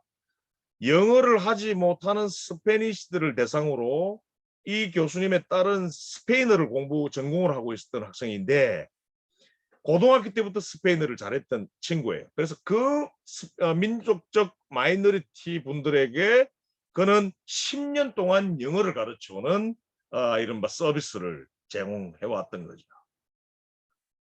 그것이 이제 또 시간으로 환산되고 다시 또 타임뱅크로 환산되어서 축적되어 있었던 공동체 계정 내에서 축적되어 있었던 타임뱅크를 통해서 부케도 사고 그리고 식사도 사고 그 다음에 신부의 웨딩 드레스도 사고 했던 것이죠. 대관료도 그 타임뱅크로 지불했던. 바꿔 말하자면 그 독립기념관 홀 관리센터도 그리고 웨딩 이 드레스를 취급하는 사업체도 그 다음에 뭐 부케를 취급하는 사업체도 음식을 취급하는 사업체도 전부 그 공동체 안에 속해 있었던 멤버들이었던 것입니다. 저는 이런 어떤 지역사랑 상품권과 같은 경제 활성화형의 어떤 지역화폐도 저는 매우 중요하다고 저는 생각하는 사람입니다. 이에 더해서 저는 어떤 지역화폐의 본질인 공동체의 어떤 그런 복원, 공동체의 어떤 활성화에 기여할 수 있는 저는 언어로서의 지역화폐, 이를 통해서 지역 공동체 간의 어떤 이 소통과 교환을 활성화하는 시장에서는 거래되지 않는 리소스들을 공동체 안에서 이 언어로서의 지역화폐를 매개로 서로 교환할 수 있는 시스템. 이것이 저는 지역 사회를 활성화하고 보다 더 풍요롭게 하는 과제이지 않나 하는 생각을 해봅니다. 이제 시간이 좀 많이 지나갔는데요. 두 번째 대안으로서는 이제 지역 재투자라고 하는 개념을 저는 이제 여러분들에게 언급을 하고 싶습니다. 이 지역 재투자라고 하는 것은 지역 내에서 어떤 기업들이 또는 어떤 대형 은행들이 창출합니다. 수익을 창출하죠. 그러면 그 수익을 그 지역 시장에서 창출했기 때문에 그리고 그 지역으로부터 여러 가지 지원을 받아서 창출한 것이기 때문에 그리고 그 지역의 소비자들이 팔아줘서 창출한 것이기 때문에 그 지역의 이 지자체가 행재적 지원을 해줬기 때문에 창출한 수익이기 때문에야말로 그 지역을 위해서 투자하거나 융자해야 하거나 지역 사람들을 고용하는 데 써야 된다라고 하는 것. 이 개념이 바로 지역 재투자라고 하는 거죠. 그래서 지역의 독점 자본이 창출한 수익이 지역 안에서 재투자되도록 하는 것이 바로 지역 재투자이고요. 대형 금융 은행들 그리고 뭐 홈플러스 등과 같은 유통 자본들 심지어는 뭐 GM 대우 같은 GM과 같은 이 기업들이 지금 인천에 들어와 있잖아요, 그죠? 부평 공장이 있는데 그런 어떤 대규모 산업 자본들의 지역 내 이른바 투용자나 그 다음에 조달이나 고용을 담보할 수 있도록 하는 어떤 법제도, 이게 이제 굉장히 저는 지역 순환 경제 구축을 위해서 아주 중요한 저는 법제도다 이렇게 보고 있는데요. 대표적인 것이 미국의 로컬 컨텐츠법입니다. 그러니까 지역에 있는 기업들은 지역에 있는 기업의 이 생산 제조 물품을 구매하는 것을 의무화하는 법안. 그 다음에 두 번째 커뮤니티 리인베스트먼트 액트는 지역의 은행은 지역 안에 있는 금융 수요에 자금 수요에 맞춰 가지고 투용자하는 것을 의무화하는 법안입니다. 일본 같은 여기 제가 슬라이드에 써놓지는 않았지만 일본 같은 경우에는 지역 중소기업 진흥 조례라고요. 지역에 있는 중소기업들은 지역에 있는 여타 중소기업으로부터 이 제조물품을 조달하거나 서비스를 조달하는 그런 어떤 법안들. 그 다음에 영국과 미국에서 나타나고 있는 이른바 커뮤니티 웰스 빌딩 같은 거는 지역 내부에 있는 앵커 기관들이 지난주에도 말씀드렸듯이 지역 내부에 있는 사업체들에게 발주하고 그런 지역의 어떤 앵커 기관들이 소유하고 있는 자산들과 뭐 이런 자산들을 지역 내부에 있는 사업체들이 소유할 수 있도록 열어두는 막 그런 것들을 조례 차원에서 강제하는 의무화하는 막 이런 어떤 법적 장치들이 바로 지역 재투자를 담보하기 위한 이른바 법제도적인 어떤 그런 실천적 노력이라고 말씀을 드릴 수가 있겠습니다. 이제 뭐 가장 대표적인 이제 이 지역 재투자를 담보해 내기 위한 하나의 법제도로서 가장 대표적인 이것이 바로 1977년도에 제정된 미국 연방정부 차원의 이제 법인데요. 커뮤니티 리인베스트먼트 액트인데 앞서 잠깐 말씀드렸듯이 지역의 은행들이 대형 은행들이 지역의 예금을 토대로 해서 영리 사업을 하고 있잖아요. 그렇기 때문에 지역의 예금자들에 대해서 뭐 신용 등급이 낮느니 담보 능력이 없느니 하면서 차별하지 않고 그들의 자금 수요에 적극 대응할 것을 의무화한 법안이 바로 이른바 속칭 CRA라고 하는 미국의 지역 재투자법. 이 법안은 저는 이미 우리나라의 일국 차원의 법안으로 제가 제안한 바가 있으나 지금 정부가 전혀 이렇게 움직이지를 않고 있어요. 그래서 뭐 지난번 수업에서도 말씀드렸듯이 이걸 조례로 이걸 치고 나가야 된다는 제 주장도 있었고 해서 지금 부산이 부산형 지역 재투자 조례를 이미 제도화했다라고 하는 것은 지난번 수업에서 제가 여러분들에게 말씀을 드렸습니다. 자, 그런데 이 지역 재투자법의 메커니즘을 여러분들 잠깐 좀 자세하게 좀 살펴보셔야 될 필요가 있는데요. 저는 이게 미국의 이 지역 재투자법이 저는 이 그림이 담고 있는 내용에 있어서는 가장 저는 레디칼한 어떤 법제도라고 저는 봅니다. 왜 레디칼하다라고 저는 표현을 하냐면 연방정부 차원의 법이니까 당연히 이 은행이 얼마만큼 지역사회의 투용자를 의무적으로 하고 있는지 아닌지를 감독하는 기관이 어딜까요? 바로 연방정부 차원의 법이니까 연방정부입니다. 연방정부. 그러니까 뭐 FRB라 그다음에 미국의 예금보험공사라든지요. 하는 연방정부 차원의 금융감독기관이 우리로 이야기하면 금융위원회 같은 기관이 이 각 은행들의 지역 재투자 실적을 정량적으로 감독을 하고요. 그러니까 이 감독을 하니까 당연히 은행들은 웰스파고나 뭐 뱅크 오브 아메리카 같은 상업 금융기관들은 당연히 이 정부기관들로부터 감독을 받으니 당연히 투용자할 수밖에 없죠. 지역사회에. 그죠? 그런데 연방정부가 상업은행들이 얼마만큼 지역에 자금을 흘리고 있는지를 통계적으로 감독한 뒤에 그 취합된 통계를 누구와 공유하냐 하면 그 해당 지역의 시민사회에 전면적으로 이 통계 정보를 디스클로즈합니다. 공유를 해요. 그게 무슨 말씀이냐면 예를 들어서 필라델피아의 뱅크 오브 아메리카가 작년보다 지역 재투자율을 뭐 예를 들어서 한 10% 낮췄다. 그러면은 그 통계가 연방정부로 가고요. 그 통계를 그 필라델피아 시에 있는 시민사회, 특히 은행을 견제하고 통제하는 데 특화된 시민운동을 주도하는 시민그룹에게 그 통계 정보를 공유하죠. 그러면 이 시민사회가 그 정보를 바탕으로 해서 이 은행을 속된 말로 쪼읍니다. 왜 작년에 비해서 지역에 대한 재투자 기여가 작느냐? 그렇다면 우리 지역민들에 대한 전반적인 어떤 대출 금리를 몇 % 낮춰라. 그런 어떤 요청을 할 수가 있고요. 그 다음에 이런 어떤 정보를 토대로 해서 시민은 보다 더 뭐 예를 들어서 협동조합에 특화된 어떤 금융상품을 더욱더 요청할 수 있게 되는 것이죠. 이른바 시민이 직접 은행을 통제한다는 것에 저는 미국 CRA, 미국 지역재투자법에 레디컬한 포인트가 있다. 저는 그렇게 보고 있습니다. 거대한 금융 독점 자본을 이른바 국가가 통제하고 시민이 함께 통제하는 이것이 저는 이제부터의 어떤 금융자본 통제 방식이어야 한다는 생각을 하고 있고요.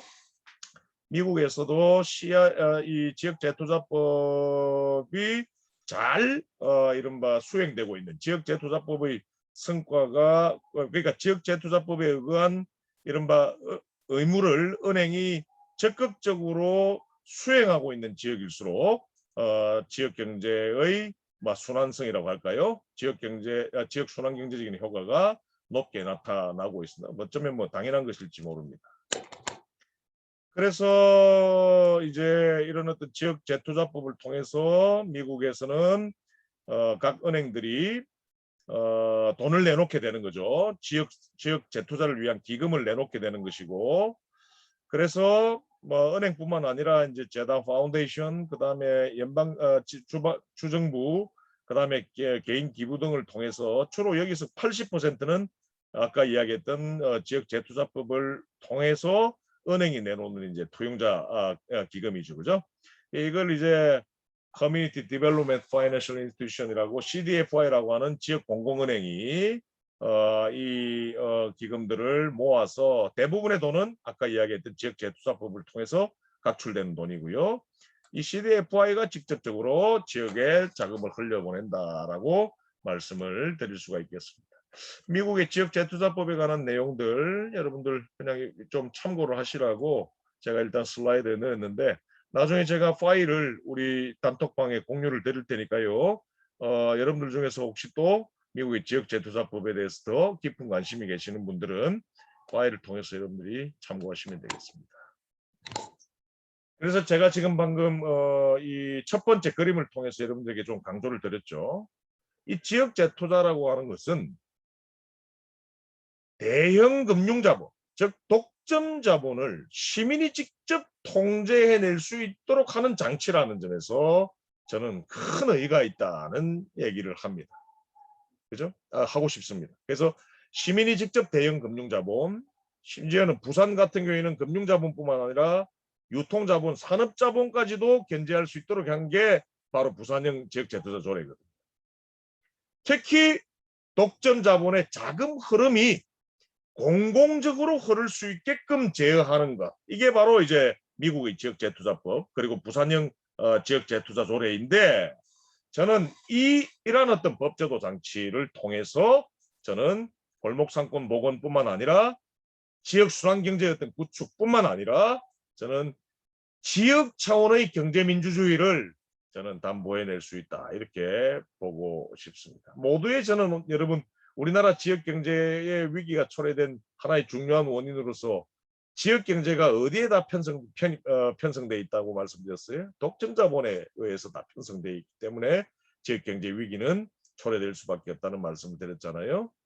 그래서 저는 지역 경제에 대한 독점 자본들의 규정력을 약화시키는 이른바 시민의 통제가 저는 매우 중요하다. 이는 지역 순환경제 구축을 위해서도 중요할 뿐만 아니라 바로 지역 차원의 경제민주주의를 구축하는 데도 저는 중요한 실천자 정책이다, 이렇게 말씀을 드릴 수가 있겠고요. 지역 재투자는 독점 자본의 부가 지역 공동체의 부, 그러니까 커뮤니티 웰스로 시프트할 수 있게끔 하는 장치이죠. 그래서 지역 내 독점 자본의 수익이나 자산이나 조달력이 지역 안에서 돌고 또 돌 수 있게끔 하는 것. 이게 바로 이제 지역 재투자니까 당연히 지역 경제 선순환뿐만 아니라 이른바 지역 공동체의 부, 그러니까 커뮤니티 웰스에 대한 민주적 소유도 담보할 수 있게 해준다는 점에서 아주 저는 진보적인 의의가 있다, 이렇게 말씀을 드릴 수가 있겠습니다. 자, 그런데 이러한 어떤 지역 재투자법 또는 지역 재투자 조례도 저는 한계가 있다는 얘기를 해왔습니다. 그간 지역 재투자를 금융자본에 대해서만 의무화한 것이 바로 미국의 지역 재투자법이거든요. 그래서 저는 이게 일국 차원에서 법안이 만들어져야 된다면 금융자본뿐만 아니라 대형 유통자본과 산업자본에 대해서도 적용시켜야 된다. 그런 측면에서 저는 부산시의 지역 재투자 조례가 앞으로 어떤 기능을 발휘하고 또 어떻게 해 나갈지는 조금 더 지켜봐야 될 필요가 있겠지만, 부산시 지역 재투자 조례는 금융자본뿐만 아니라 대형 유통자본과 대형 산업자본에 대해서도 지역 재투자를 의무화하는 내용을 담고 있거든요. 저는 이 지역 재투자를 위해 담보해내기 위한 법제도는 바로 이와 같이 금융자본을 넘어서서 모든 독점 자본을 대상으로 해야 될 필요가 있다라고 하는 것을 첫 번째 과제로 저는 설정하고 있고요. 그 다음에 시민 통제 장치를 미국과 같이 강화하는 것. 그러니까 지역 재투자를 담보하는 법이나 조례의 어떤 정치적인 어떤 핵심은 시민이 직접 독점 자본을 통제할 수 있도록 하는 것이거든요.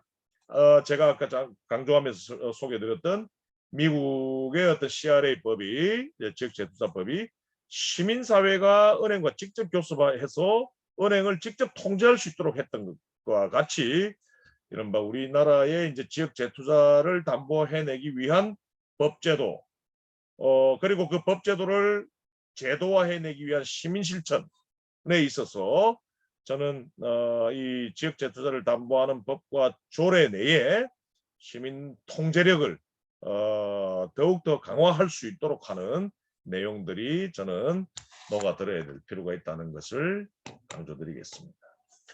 제가 머리를 한번 짜내봤어요. 한번 뭐 대충 생각을 해봤어요. 전북 기본소득 전북 네트워크가 저를 초대해서 강의를 주관하시는 만큼, 자, 그렇다면 부산형 지역 재투자 조례가 있으니까 제 아이디어로 이제 부산형 지역 이 재투자 조례도 사실은 인스톨링이 된 거거든요. 그래서 전북형 지역 재투자 조례 시스템을 제가 러프하게 그 기본 틀을 한번 만들어 봤습니다. 그러니까 이 전북도 지자체가 있죠. 자, 지자체가 조례를 발의해서 또 제정되고 나면 그 조례를 통해서 이제 전북도가 전북 지역에 있는 대형 사업체, 전북 지역에 있는 대형 사업체, 그러니까 유통자본들, 그리고 이 산업자본, 그 다음에 전북 지역에서 활동하고 있는 수익 영업 활동을 하고 있는 우리은행 같은 이른바 대형 상업은행들에게 지역 재투자할 것을 의무화한 이 조례를 들여대서 감독을 하고요. 그 감독 결과 좋지 않으면 지금까지 해왔던 뭐 지방세 감면 조치라든지 행재적 지원을 줄이는 것, 그런 어떤 이 조치를 통해서 이 대형 사업체와 상업금융의 지역 내 투용자를 보다 더 활성화할 수 있게끔 하고, 전북도는 지역 대형 사업체, 유통자본과 산업자본, 그리고 금융자본들의 지역 재투자 실적에 관한 이른바 통계죠. 그 실적 통계를 전북도의 시민사회에도 공개해서 이른바 전북도에 있는 시민사회가 이를 토대로서, 이 정보를 토대로 해서 지역 상업금융과 그리고 지역의 홈플러스와 그리고 지역의 여러 독점적인 어떤 산업자본 사업체에게 지역에 대한 어떤 사회적 책임 경영을 요청한다든지, 아니면은 지역에 대한 어떤 사회적 경제에 대한 어떤 이 지원을 요청을 한다든지, 아니면 지역의 어떤 금융 소외 해소를 위한 보다 더 이 사회적이고 공공적인 어떤 금융 상품을 설계할 것을 요청한다든지 하는 이른바 시민 통제를 객관적인 정보를 토대로 할 수 있게 하는 것이 중요하다고 저는 생각을 한다는 것입니다. 그래서 그렇게 해서 거둬진 뭐 각출된 어떤 기금들, 구축된 기금들을 통해서 지자체와 시민사회가 함께 코프로덕션을 해서 우리 전북 지역사회에 흘려보내는 이런 시스템이 전북형 지역 재투자를 우리가 정책적으로 시민실천적으로 고려할 때 상정해 볼 수 있는 기본적인 틀이 아닌가 하는 생각을 해보고요. 이제 시간이 많이 지나가서 결론을 좀 지어야 하는데요. 여러분 잘 아시는요. 주류 경제학의 아버지라고 불리는 프리드리히 하이에크라는 사람이 있습니다. 오스트리아 사람이고요. 신고전학파 경제학자, 신자유주의 경제학의 뭐 그야말로 아담 스미스라고 보시면 되는데, 이 프리드리히 하이에크가 이런 말을 합니다. Good money drives our bad. 우리가 흔히들 악화가 양화를 구축한다는 말이 있죠. 근데 프리드리히 하이에크는 양화가 악화를 구축한다라는 표현을 씁니다. 좋은 머니, 그러니까 공익에 더욱더 많이 기여하는 머니, 지역사회에 더욱더 많이 기여하는 머니가 있다면 지역사회에 기여하지 않고 투기를 조성하고 지역사회에 기여하지 않고 오히려 지역 내에 있던 소득 양극화를 조장하는, 지역사회에 기여하지 않고 지역 내 유출을, 소득 유출을 조장하는 화폐인 배들을 구축해낼 수 있다라고 표현을 합니다. 저는 지역 순환 경제를 구축하기 위한 시민 실천적 운동과 정책적인 어떤 노력이 결과적으로 굿머니를 선택하는 데 초점이 맞춰져야 되고, 그와 같은 굿머니를 시민들이 실천하게 된다면 그동안 지역사회의 피폐화를 조장했던 매들을 이른바 투기적, 본질적으로 투기를 본질로 하는 이른바 법정화폐를 상대화시켜 낼 수가 있다라고 하는 거죠. 이는 전적으로 시민들의 선택인 것입니다. 그래서 지역 순환 경제는 시민의 자율적인 선택과 정책이 같이 합쳐져야 될 필요가 있다는, 합쳐졌을 때 지역 순환 경제는 구축해낼 수가 있다는 것이고요. 저는 지역 화폐는 하이에크가 이야기하는 굿만이라고 저는 보고 있습니다. 저는 지역 로컬 파워라고 하는 그 지역 경제론에서 쓰는 학술 용어가 있는데요. 가장 중요한 지역력, 지역의 파워죠. 그러니까 전북 지역의 파워, 그 지역만이 가지고 있는 힘, 이걸 로컬 파워라고 그러는데요. 지역 순환 경제를 1970년대에 가장 먼저 이론화한 당시 오사카 시립대 교수였던 미야모토 케니치 선생은 전북 지역의 가장 중요한 지역력 로컬 파워는 바로 그 지역 시민들의 독점 자본에 대한 통제력이다라는 표현을 씁니다. 그러니까 부산이 지역력이 강한지 전북 지역이 지역력이 강한지 인천이 지역력이 강한지는 무엇을 보면 아느냐, 그 지역 시민사회가 갖는 독점 자본에 대한 이른바 통제력, 모니터링 능력이다 라고 하는 것이죠. 중요한 건 이건 실정적으로 볼 때 독점 자본에 대한 통제력이 강한 지역일수록 여러 가지 경제적인 지표뿐만 아니라 여러 가지 사회적 행복 지표적인 측면에서 보더라도 그 수치가 높게 나타나더라. 미야모토 케니치에 하면 가장 대표적인 사례 도시가 바로 이탈리아 동북부의 볼로냐라고 하는 도시입니다.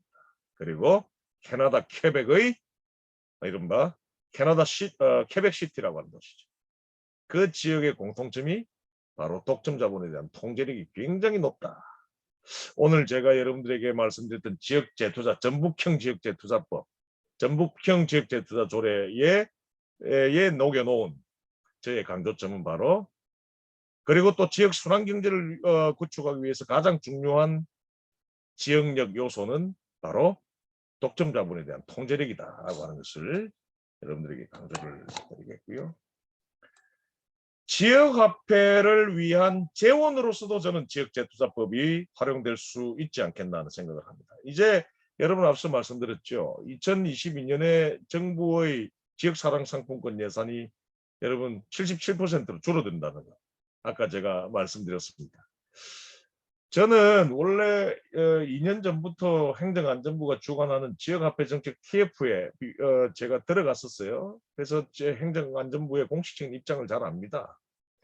3년 안에 예산 다 없을 거예요. 지금 이제 3년 안에 없을 거라고 합니다.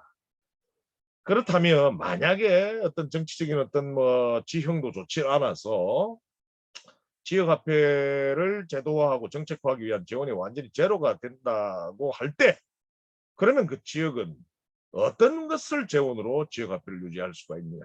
저는 그 지역의 이른바 독점 자본에 대한 지역 재투자를 유도하는, 의무화하는 이런 어떤 시민 실천, 그리고 법제도적인 장치를 통해서 저는 지역화폐 제도도, 지역화폐의 재원도 마련해낼 수 있다고 말씀을 드리면서 오늘 제 강의를, 두 번째 강의를 이것으로 정리하도록 하겠습니다. 고맙습니다. 감사합니다. 예.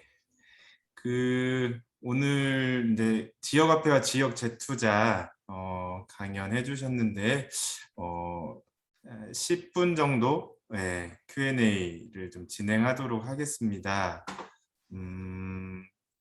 먼저 좀 질문하고 싶으신 분, 마이크 켜고 얘기해 주시면 될 것 같고요. 예, 질문 있습니다. 네. 네, 안녕하세요. 전북 기본소득 네트워크 박대선 운영위원이라고 하고요. 아까 하이에크가 한 말 중에서 뭐 양화가 뭐 악화를 만든다고 했던 말이 있었는데, 만든다가 아니고 쫓아낸다는 말이죠. 구축한다. 쫓아낸다. 드라이브 아웃한다. 네네. 예. 이해가 됐습니다. 그러면. 예. 네네. 예. 저도 질문이 있습니다. 어쨌든 오늘 CRA에 대해서 좀 설명해 주시고 그래서 또 새로운 것 접하게 되었고, 더불어 그 전북형 그 재투자 조례안 제안해 주신 부분들 저희도 다시 좀 보고 공부하도록 하겠습니다. 더불어서 지역 재투자의 금융의 한 형태로 그 신협이라는 조직은 어떻게 생각하시는지 좀 의견 듣고 싶습니다. 정 대표님 뭐 아주 의사신데도 금융 문제에 대해서 아주 문제의식이 풍요로우신 것 같습니다. 참 어떻게 보면 이 지역 순환 경제, 그리고 이제 지역 재투자 이런 어떤 개념에 초점을 맞춰서 생각할 때 신협이 참 딜레마예요. 왜냐하면 이제 신협은 일단 본질적으로 협동조합 금융기관이거든요. 그리고 우리 금융정책상으로도 지역 밀착형 금융을 해야 하는 조직입니다. 그런데 사실은 여러 통계들을 보면 전북 지역도 마찬가지고 지역의 신협들이 지역의 인내심 있는 자본의 역할을 못하고 있습니다. 물론 대형 상업금융기관과 비교해서 볼 때 신협이라든지 새마을금고와 같은 이른바 이 상호금융기관이라고 그러죠. 상호금융기관의 지역 내 재투자율은 높습니다. 높은데 턱없이 모자라죠. 근데 정 대표님, 그 이유가 그 신협이 협동조합 정신이 부족해서라기보다는 신협을 옭아매고 있는 금융 규제가 있습니다. 어떤 규제냐? 신협은 누구의 금융 대상 규제 대상이냐면 금융위원회 산하의 규제 대상이에요. 그러니까 대형 상업금융기관과 동일한 규제를 받아요. 예를 들어서 자기자본 비율 규제를 받고 그 다음에 대손충당금 비율 규제 같은 것들을 받아요. 근데 그 수준이 자기자본 비율은 대형 상업은행과 비슷한 수준을 유지해야 되고 대손충당금도 대형 상업금융기관과 거의 비슷한 수준으로 유지해야 할 것을 규제받고 있는 거죠.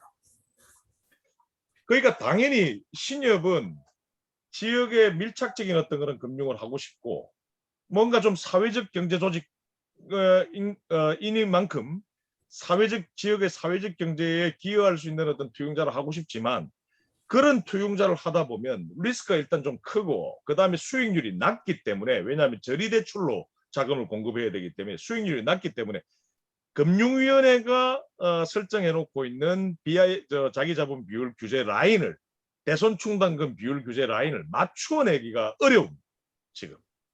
그래서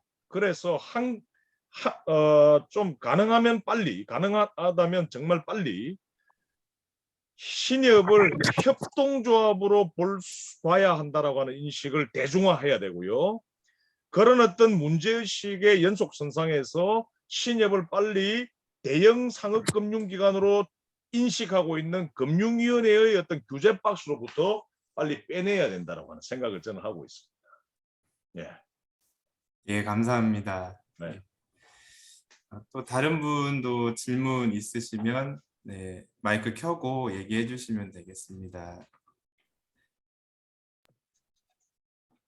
네, 강연 너무 잘 들었습니다, 교수님. 네, 김 변호사님 함께 해주셔서 너무 감사합니다. 예, 함께 있어. 정 대표님, 우리 김영준 대표님은 지자체 조례에 특화된 변호사님이십니다. 예, 안녕하세요. 네, 반갑습니다. 네, 돈벌이 하시는 변호사님이 아니라 정말 지역사회 혁신에 기여하는 변호사님. 네. 좀 쑥스럽네요. 막 그렇게 소개를 받으니까. 근데 그 강연 너무 잘 들었고요. 저는 약간 좀 관심 있는 개념이 지역력이라는 개념이 좀 관심이 있는데요. 그 지역력에 대해서 좀 더 이렇게 부연 설명을 아니면은 그 책도 좀 인용을 해주시면 저도 좀 찾아보고 싶어가지고 그 케니치 네. 선생님의 그런 것도 좀 더 소개를 해주시면 감사하겠습니다. 미야모토 케니치 선생의 수제자 중 또 세계적인 또 거장이 일본 교토 대학의 오카다 토모히로 교수라는 분이셨는데요. 그 오카다 토모히로 교수가 쓴 지역 만들기의 정치 경제학이라고 하는 아주 명작가 있습니다. 그 책을 사실 제가 4년 전에 번역을 했었거든요. 그 책에 보면 이제 미야모토 선생의 어떤 지역력에 대한 문제의식이 그 제자 오카다 교수에 의해서 잘 이제 반영되어 있습니다. 그래서 그 관련돼서는 제가 김 변호사님 제가 그거를 공유해 드릴 수가 있고요. 네, 그 지역 만들기의 정치 경제학 부제 주민이 직접 만드는 순환형 지역 경제라고 하는 책인데 한울에서 나온 책인데요. 그건 제가 따로 공유를 좀 드리고자 하고요. 지역력이라고 하는 것은 이제 조금 여기서 좀 제가 단도직입적으로 말씀드릴게요. 미야모토 케니치 선생이 얘기하는 지역력은 탈자본주의적 지역을 만들어내는 파워입니다. 자본주의적인 어떤 시장 경제로부터 자유로운 어떤 지역 차원의 어떤 그런 경제를 만들어낼 수 있게 하는 어떤 파워를 지역력이라고 그러거든요. 그러니까 당연히 아까 독점 자본에 대한 통제력이라고 하는 것을 제 미야모토 선생은 지역력을 규정하는 가장 중요한 요소로 손꼽고 있는데요. 뭐 예를 들어서 이런 거죠. 볼로냐를 예를 들 때 제가 다음 주에 이제 강의할 내용이긴 한데 지역에서 생산된 어떤 물건이 있습니다. 지역에서 생산된 물건이 있는데 그 물건이 지역에서 팔릴 때는요. 주로 시장 가격이 책정이 돼요. 그러니까 그 지역의 어떤 소비자들의 수요가 적으면 적을수록 그 지역에서 생산된 또는 판매되는 어떤 물건의 가격이 떨어지죠.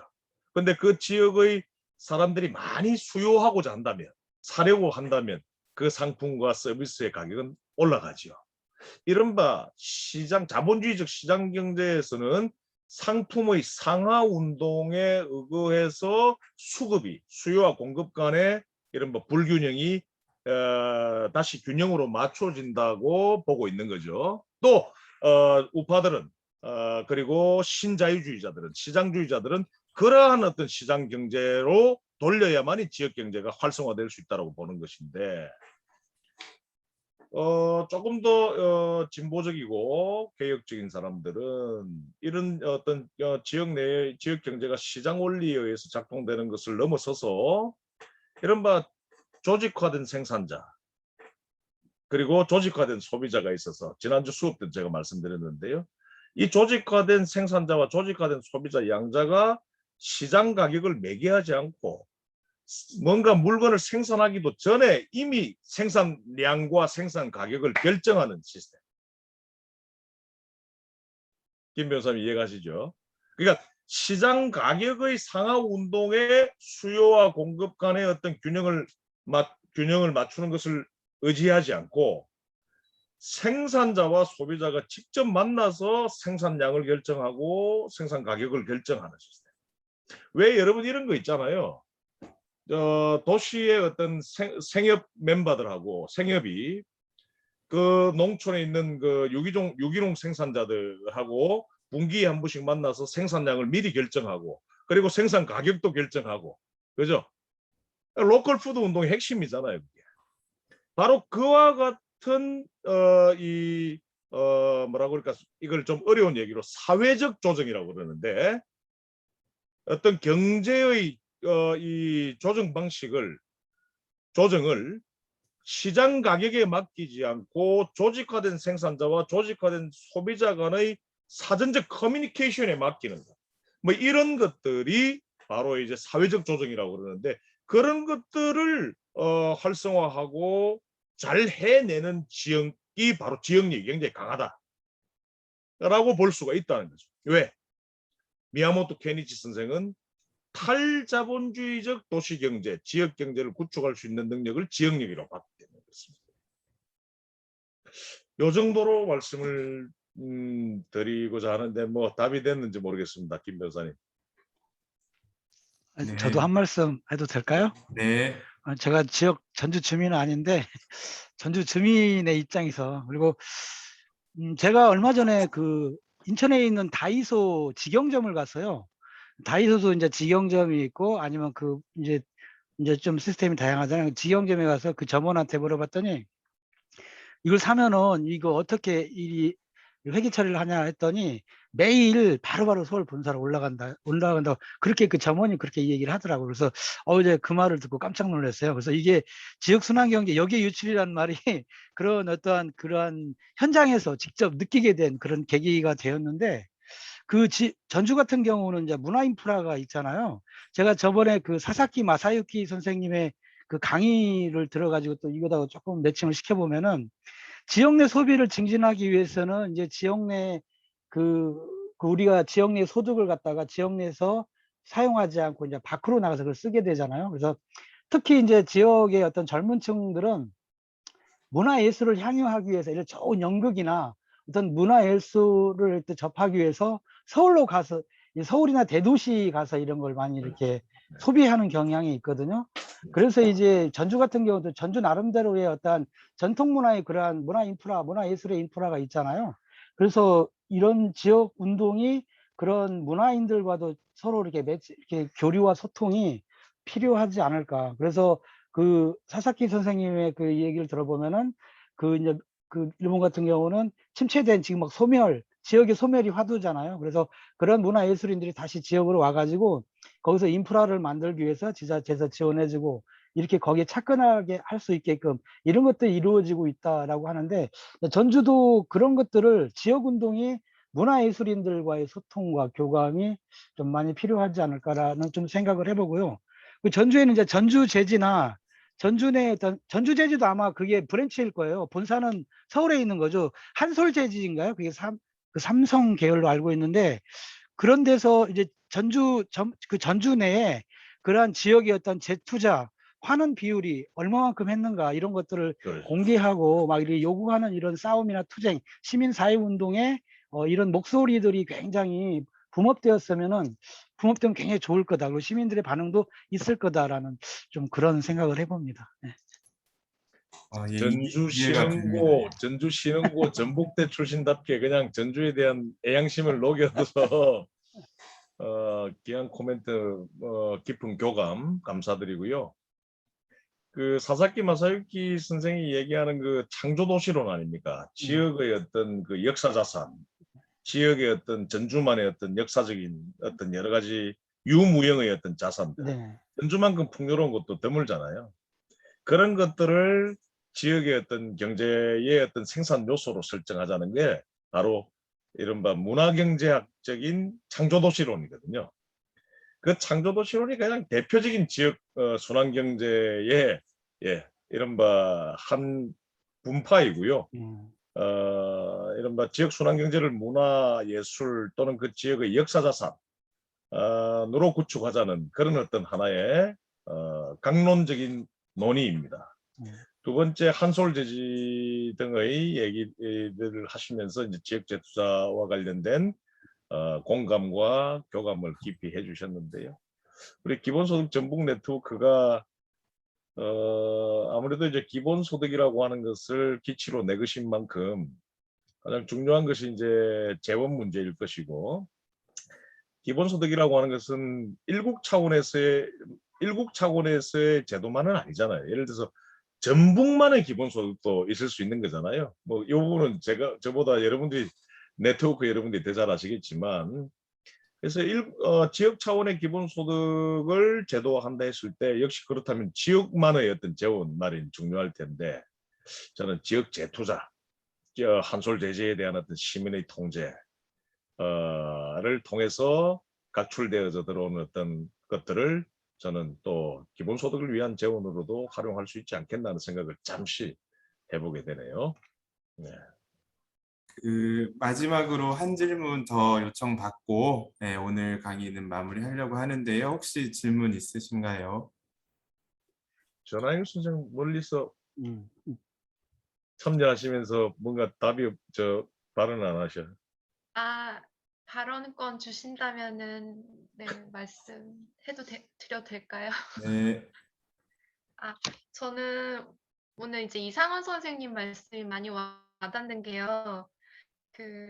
제가 살고 있는 부산은 전주만큼 풍요롭지도 않고 저희는 소비도시거든요. 노령화가 극심하고 지방도시 살생부에 아마 가장 큰 타켓이 되지 않을까라는 정도로 지금 너무 극심한 상태예요.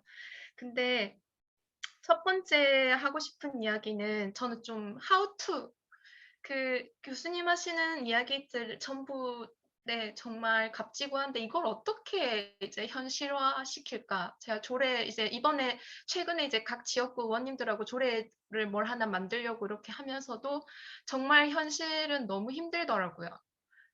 이제 각 정당과의 어떠한 그런 대립각들이라던가 뭐 이런 것들. 근데 두 번째로 이거의 연장선에서 말씀드리고 싶은 거는 지역 격차, 저희 부산은 동서의 격차가 너무 심해요. 그러니까 서쪽은 공장당 지역에서 이렇게 조금 이제 노동자 분들이 많이 이제 계신다 하면 동쪽은 이제 해운대나 여기서 이제 소비를 한다든지 관광 이런 것들. 근데 뭐 영호남도 그렇잖아요. 동서 간의 격차가 있듯이 저희 지금 부산도 그런데 더 집약적으로 보면 제가 살고 있는 수영구, 제가 광안동에 살고 있는데요. 수영구 바로 옆에가 해운대구고 오른쪽 옆에가 남구예요. 그러니까 저희 수영구가 딱 중간에 있거든요. 근데 저희 수영구는 바로 옆에 남구가 이제 대학가가 많아요. 그러니까 청년들은 여기 가서 노는 거예요. 해운대구는 당연하게 거기도 많은 문화 향유 그것들이 있고 저희 수영구는 특히나 복지시설이라던가 이런 게 되게 열악하거든요. 그냥 남들이 봤을 때는 광안동 하면 되게 화려할 것 같고 하지만은 이제 제가 두 번째로 말씀드리고 싶은 이야기는 이제 지역화폐 관련해서 남구에서 지역화폐를 지금 하고 있어요. 박재훈 구청장님께서.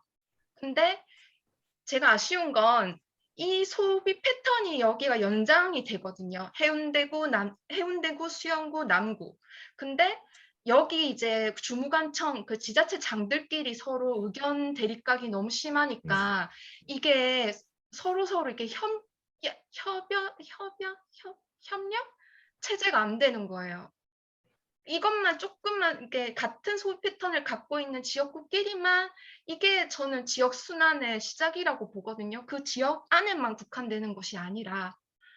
그래서 저는 조금 아까 이상원 선생님 말씀대로 창조 도시론에 대해서 저도 진짜 관심도 많고 이제 근데 이게 정말 과연 how to 그러니까 이걸 어떻게 할 수 있을지가 가장 큰 숙제가 아닌가 이런 생각을 했습니다. 이상입니다. 아까 제가 말씀드렸던 그 볼로냐 있잖아요. 이탈리아 볼로냐. 에밀리아 로마냐 주에 있는 볼로냐는 그 지역 순환 경제로도 잘 알려져 있고 사회적 경제의 메카로도 잘 알려져 있으며 창조 도시의 그 탑 오브 탑으로 알려져 있는 도시예요. 근데 이탈리아 볼로냐의 그 창조 도시 또 지역 순환 경제, 또 그들의 사회적 경제가 왜 그렇게 성숙하게 잘 구축되어 있냐면 출발점이 연구였습니다. 연구. 볼로냐 대학이 벌였던 연구였어요. 지난주 정 대표님 비롯해서 여러분 기억나세요? 제가 지역의 위기의 원인 중 하나를 지역에 착목한 연구가 전무하다라고 하는 점. 그래서 하나, 예, 우리 박대성 선생님도 기억해 주시네요. 그러니까 전북대학은 전북의 문제에 특화해서 연구를 해야 된다는 말씀 제가 좀 드린 바가 있는데, 유럽의 어느 도시의 대학보다도 볼로냐 대학은 유럽에서 여러분 제일 오래된 대학입니다. 네. 유럽에서 가장 오래된 대학인데요. 근 1000년이 되어가는 대학인데, 볼로냐 대학이 바로 그 지역에 착목한 어떤 연구를 해왔고, 뭐 대안들을 계속해서 이제 제시하면서 이른바 그 지역의 문제가 무엇인지를 과학적으로 지역 시민들이 잘 알게 됐던 거예요. 그러니까 지금 아영 씨가 전하영 선생이 뭘부터 해야 될지 how to 이게 참 좀 난감하다는 말씀 저 충분히 이해갑니다. 그러기 위해서는 시민들이 정치 그룹들이 시민사회 그룹들이 뭔가를 우리 지역 사회의 문제가 무엇인지를 알아야 되거든요. 예?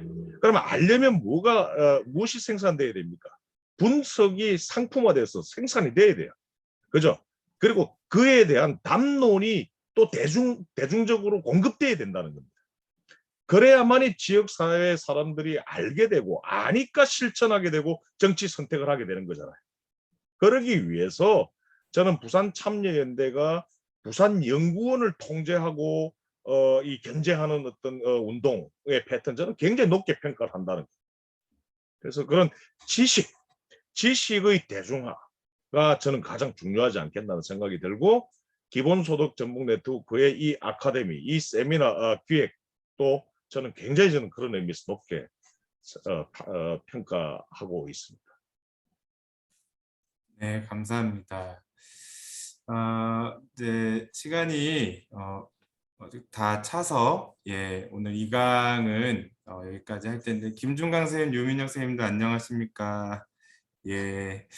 그리고 매번 참여해 주셔서 너무 감사하고요. 앞으로 남은 일정도 꼭 함께 할 수 있으면 좋겠습니다. 오늘 뭐 마치고 또 추석 연휴 즐거운 시간 되시길 바랍니다. 네, 이대로 2강은 여기까지 하고 마치도록 하겠습니다. 수고 고맙습니다. 수고하셨습니다. 네. 수고하셨습니다. 네. 김 변호사님, 아유 감사합니다.